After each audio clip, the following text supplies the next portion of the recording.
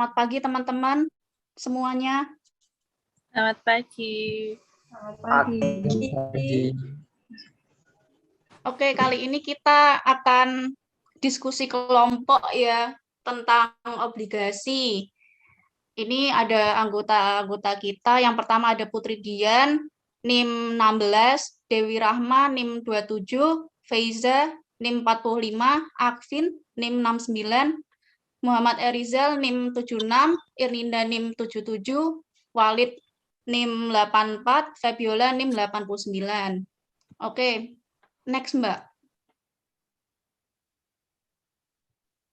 Ya, ini agenda kita hari ini ada definisi obligasi, jenis-jenis obligasi, keuntungan obligasi, kekurangan obligasi, bagaimana perlindungan hukum bagi para investor obligasi, apa yang dimaksud peringkat obligasi, sama manfaat dari pemeringkatan obligasi. Oke, bisa dimulai dari definisi obligasinya dulu. Oke, yang pertama ada definisi obligasi. Apa itu obligasi? Obligasi merupakan surat utang jangka menengah panjang yang dapat dipindahtangankan yang berisi janji dari pihak yang menerbitkan untuk membayar imbalan berupa bunga pada periode tertentu dan melunasi pokok utang pada waktu yang ditentukan kepada pihak pembeli obligasi tersebut. Selanjutnya dijelaskan oleh rekan saya, Dewi Rahmasari. Selanjutnya ada jenis-jenis obligasi.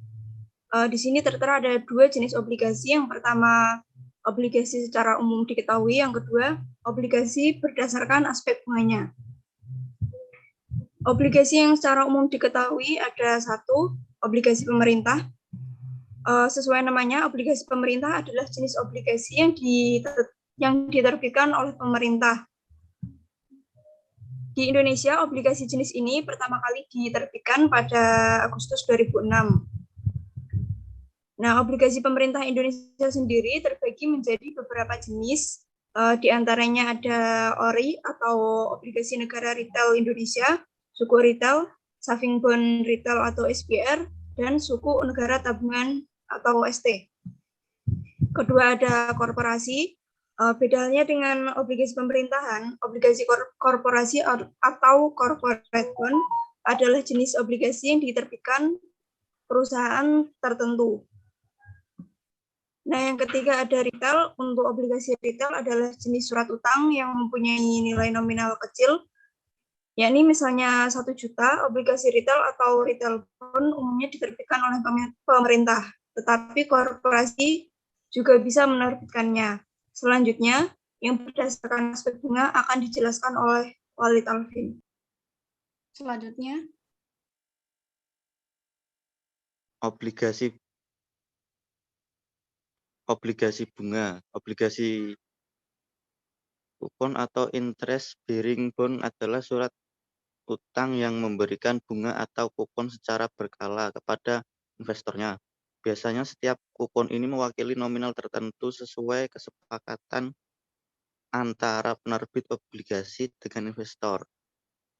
Obligasi dengan kupon memiliki nama lain interest bearing bond. Oleh karenanya, atas bunganya akan dikenakan pajak penghasilan sebesar 20% dari jumlah bruto bunga sesuai dengan holding period atau masa kepemilikan. Lalu atas diskontonya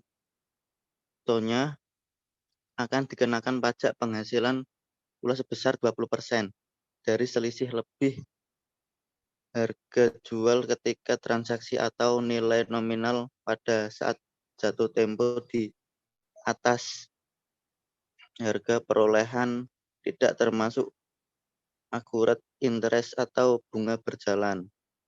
2. Obligasi bunga tetap. Obligasi fixed coupon adalah obligasi yang menawarkan tingkat suku bunga yang nilainya tetap sampai jatuh tempo surat utang tiba. Obligasi suku bunga tetap ditawarkan dengan besaran tetap yang dibayar secara berkala selama masa berlaku obligasi. 3. Tanpa bunga. Zero coupon bond. Obligasi tanpa bunga atau zero coupon bond adalah jenis surat utang yang tidak ada bunga dan tidak memberikan kupon secara berkala. Biasanya investor akan mendapatkan keuntungan dari hasil selisih harga jual, diskonto, dan nilai awal saat surat utang diperdagangkan jatuh tempo. Jenis obligasi zero coupon bond ini beragam, mulai dari di bawah 1 tahun hingga di atas 10 tahun. Untuk jenis obligasi ini, pajak penghasilan hanya akan dikenakan dan dikontonya saja. Besarnya adalah 20% dari selisih harga jual pada transaksi atau nilai nominal saat jatuh tempo. Obligasi di atas harga perolehan obligasi itu sendiri. Obligasi ini juga tidak memberikan pembayaran bunga dan diperdagangkan dengan pemberian potongan harga dari par value atau nilai pari. Sebagai catatan, pemenangan obligasi jenis ini karena menerima pokok hutang secara penuh pada saat jatuh tempo obligasi.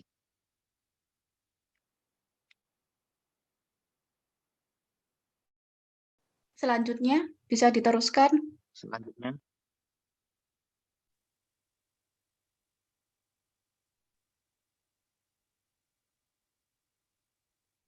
Selanjutnya, saya keuntungan obligasi. 1. Mendapat kupon secara berkala sebagai return investasi. 2. Memperoleh capital gain saat menjual obligasi. 3. Terdapat banyak pilihan efek yang bisa dipilih oleh investor di pasar sekunder. 4. Kupon obligasi memiliki nilai atau dapat memperoleh keuntungan yang lebih tinggi dari bunga deposito. Dengan begitu, obligasi merupakan jenis investasi yang menawarkan keuntungan maksimal dengan tingkat risiko amat minim. 5. Obligasi yang berbentuk surat utang juga dapat dijadikan jaminan dan agunan yang dapat dipergunakan untuk mengambil pinjaman di bank atau membeli saham di bursa efek. Selanjutnya bisa dilanjutkan oleh Febi. Di sini kelemahan obligasi ada 3. Yang pertama, risiko default. Risiko default merupakan risiko yang ditanggung investor atas ketidakmampuan emitmen melunasi obligasi pada waktu yang telah ditetapkan dalam kontrak obligasi. Yang kedua, scalability lebih rendah. Pada investasi obligasi, emitmen memiliki hak untuk membeli kembali obligasi dari investor sebelum waktu jatuh tempo.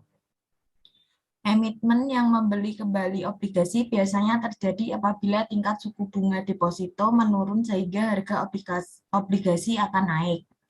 Yang ketiga, risiko nilai tukar mata uang. Risiko ini dapat terjadi pada obligasi yang dibeli dalam satuan uang negara lain.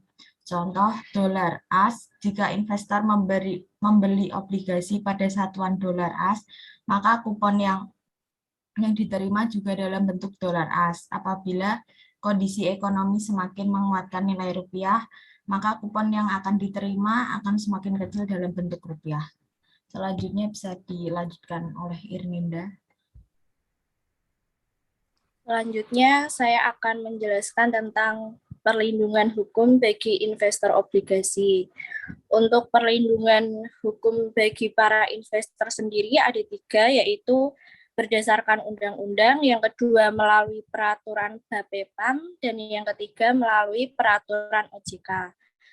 Di sini kelompok kami mengambil salah satu perlindungan hukum, yaitu melalui peraturan OJK.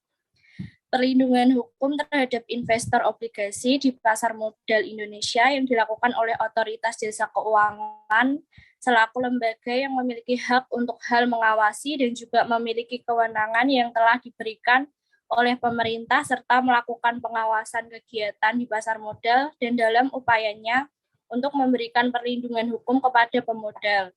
Upaya pencegahan ini yaitu dalam bentuk peraturan perundang-undangan, diantaranya yaitu Undang-Undang Nomor 8 Tahun 1995 tentang pasar modal melalui pedoman, bimbingan, dan pengarahan langsung otoritas jasa keuangan.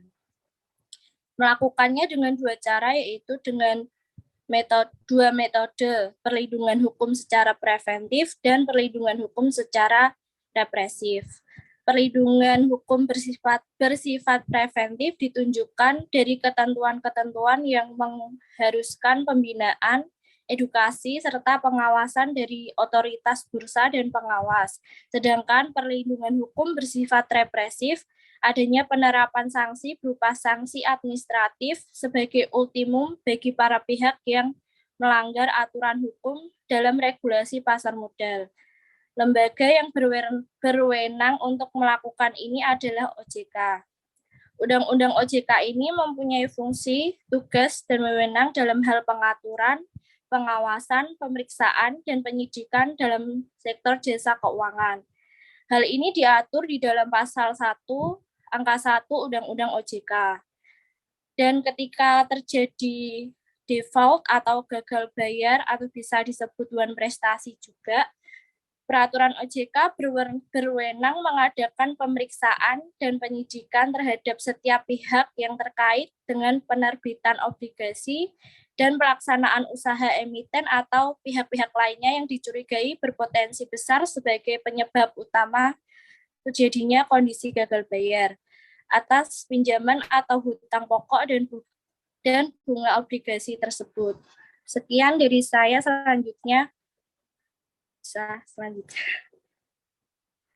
Ya, selanjutnya ada apa yang dimaksud peringkat obligasi. Peringkat obligasi diperbarui secara reguler untuk mencerminkan perubahan signifikan dari kinerja keuangan dan bisnis perusahaan.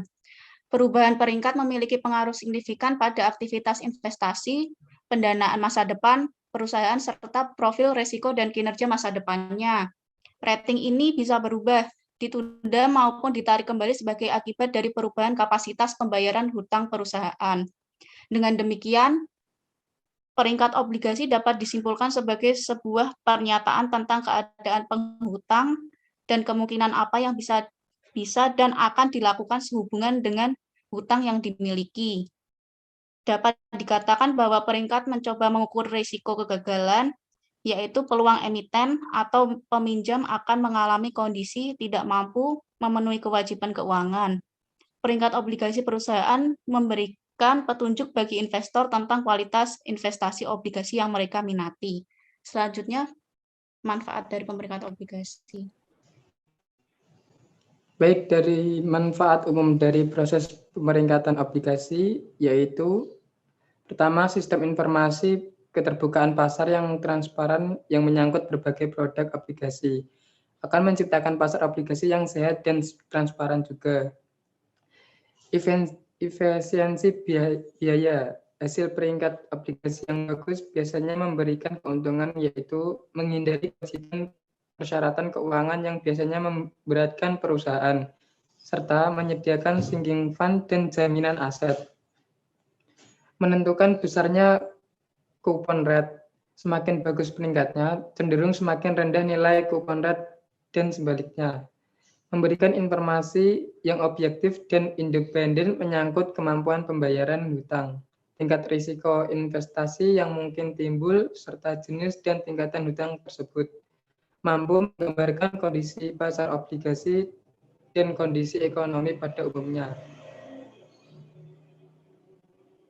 Baik, selanjutnya kesimpulan. Ya, dari diskusi kita hari ini bisa kita tarik kesimpulan bahwa obligasi merupakan salah satu alternatif bagi pemodal untuk menanam modalnya dalam pasar modal. Untuk melakukan investasi yang baik dalam obligasi, pemodal perlu memahami sifat-sifat atau karakteristik obligasi. Begitu. Sekian diskusi kita hari ini. Jika ada salah-salah kata dari saya maupun kekurangan, mohon maaf. Wassalamualaikum warahmatullahi wabarakatuh. Waalaikumsalam warahmatullahi wabarakatuh. Waalaikumsalam warahmatullahi wabarakatuh.